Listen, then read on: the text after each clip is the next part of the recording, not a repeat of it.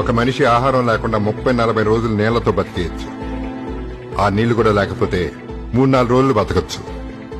కానీ ఊపిరి అందకపోతే ఒక్క నిమిషం కూడా బతకలేడు.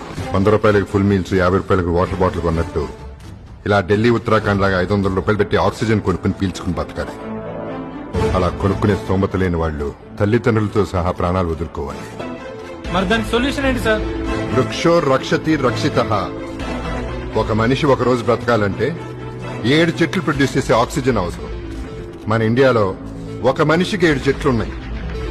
అదే కెనడాలో ఒక మనిషికి 8,000 చెట్లున్నాయి.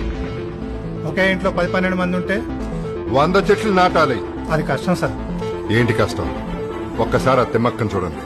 107 సంవత్సరాలుగా క్వారీలో కూలీ పని చేసుకునే మనిషి 40 ఏళ్ల నుంచి మొక్కలు నాటడం మొదలుపెట్టింది. మొక్కలతో ఆ రోడ్డును నిర్మించింది. 1000 మొక్కలు నాటి మొక్కల్నే మొక్కేలా చేసింది. అందుకే భారత ప్రభుత్వం ఆమెకి పద్మశ్రీ ఇచ్చింది. రోల్ మోడల్ అంటే మిలియన్స్ సంపాదించి ఫోర్బ్స్ కి ఎక్కటం కాదు, మిలియన్స్ ఆఫ్ అభిమానులను సంపాదించి అక్కడికెక్కటం.